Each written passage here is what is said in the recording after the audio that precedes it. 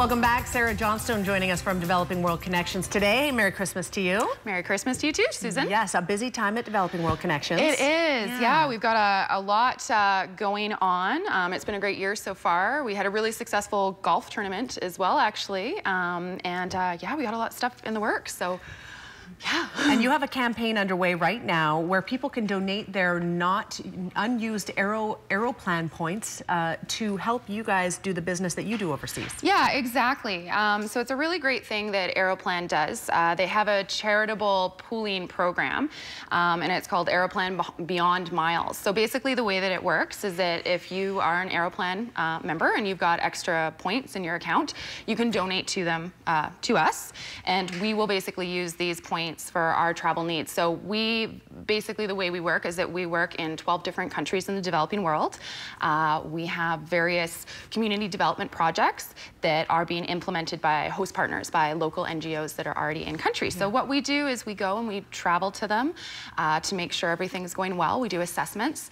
And we also do exploratory trips as well to look for new host partners, which we're actually in the process of doing potentially right now. We might be looking for a new partner in West Africa and maybe in Thailand. So we'll be taking some trips to see if there's opportunities there. And then we also do national travel as well. So I tend to go to some of our trade shows, which we've done in Vancouver, in Calgary, in Toronto. So we need these points for both the flight and accommodations. You can also use them for those as well sometimes. Yeah. So rest assured they would go to a good cause if you certainly were able to donate some. We have some pictures, speaking of traveling and going places. These are, we're just going to hold on these, and Sarah, you can quickly give us a rundown. So I just wanted to talk about a couple of the projects that we have going on. So this picture is actually of the Kovega Innovation Center in Gashora, Rwanda. And we've had a couple of groups go recently. And this particular building was our showcase building. So basically the way that it works is the Kovega is a cooperative of women weavers. And they make some beautiful hand-woven products. And they're going to have a place now to weave, to sell them. And we're actually building a kitchen, which is what they're doing in this picture here. So there's a great component there about teaching nutrition as well in Rwanda, which has been great. And we actually had, I know Lama Mugaba was on the show a couple months ago talking about that. And you can see here one of our volunteers is actually getting a lesson in how to weave. So they use water hyacinth, which is actually a fairly invasive plant in Rwanda, and it clogs up the waterways, and they take the leaves from this plant and make them into these great products. So it's a good use. And this here is actually a kitchen garden. So these are really neat. A problem in Rwanda is that a lot of farmers grow 1 or 2 crops and they don't get proper nutrition, and it just isn't something that's taught, right? So simple things you and I know about, they don't know there. So this is a good example. The way that it works is they can put any water through the center there. They've actually got, they put reeds around it so it filters out the water. And yeah, you can grow a variety of extra crops to consume and eat. So that's great. So this is moving on to Sri Lanka here.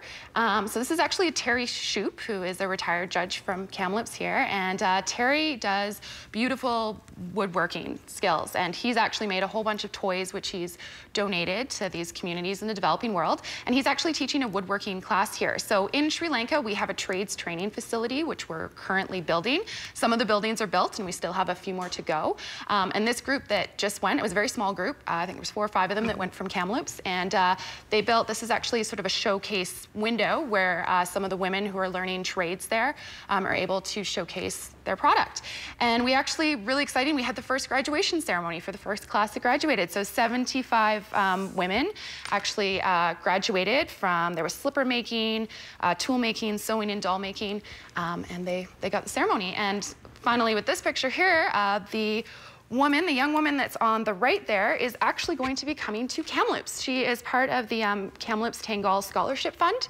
So they interviewed 15 students, and she will be coming in February for 5 months, and I believe it's to Sahali Secondary. And getting an opportunity to learn here in Canada. How amazing is that? Making a difference overseas. You can certainly see it just through those pictures, Sarah, that you chose to share with us today. Thank you for that. We have 1 minute. Terry Shoop, who we just profiled in one of those pictures, responsible for making some fantastic toys that get taken overseas. These are a few examples. Well, this is one example. Yeah, exactly. What child would not love love this. Like, it's a good solid wood plane that you would get so many years of usage out of and be able to pass on to other kids. Yeah, exactly. And that's you know, that's something great that a volunteer can offer of their skills. I mean, the great thing about what we do though is, of course, you don't need to have any prior skills. You can just sign up to go on one of our 2 to 4 week trips. Yeah, it's a great way to actually get to see the world, help out, have a bit of a vacation, and you get to really be immersed in the local community that's there. Absolutely. Yeah. It was a real grassroots way for getting a feel for a place. Exactly. Information is on the screen if you would like to donate. beyondmiles.aeroplan.com as well, developingworldconnections.org. Sarah, always a pleasure to have you on. Thank you very much, Susan. Thank you. We will take a 2-minute break. When we come back, weather forecast, it was snowing a few minutes ago. Is it still? We'll find out. Stay with us.